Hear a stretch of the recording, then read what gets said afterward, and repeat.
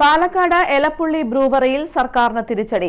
എലപ്പുള്ളി ബ്രൂവറിക്കുള്ള പ്രാഥമിക അനുമതി ഹൈക്കോടതി റദ്ദാക്കി. പൊതുതാൽപര്യ ഹർജികൾ പരിഗണിച്ചാണ് കോടതിയുടെ നടപടി. എലപ്പുള്ളി ബ്രൂവറിക്കായി സർക്കാർ നൽകിയ പ്രാഥമിക അനുമതിയാണ് ഹൈക്കോടതി റദ്ദാക്കിയത്. ഡിവിഷൻ ബെഞ്ചിന്റേതാണ് ഉത്തരവ്.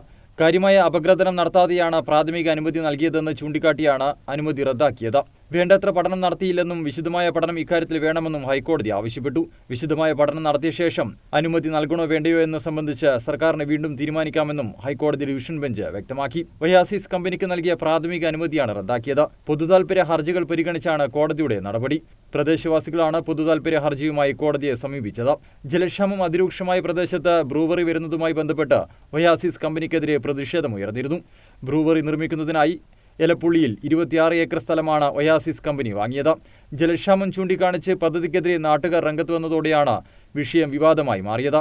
ജലക്ഷാമം രൂക്ഷമായ പ്രദേശത്ത് പദ്ധതി അനുവദിക്കില്ലെന്നായിരുന്നു നാട്ടുകാരുടെ നിലപാട്. ഇതിന് പിന്നാലെ പദ്ധതിക്കെതിരെ എലപ്പുള്ളി ഗ്രാമപഞ്ചായത്ത് ഭരണസമിതിയും രംഗത്ത് വന്നിരുന്നു. പദ്ധതിക്കെതിരെ പഞ്ചായത്ത് സ്പെഷ്യൽ ഗ്രാമസഭകളും ചേർന്നിരുന്നു. News desk Kannur vision.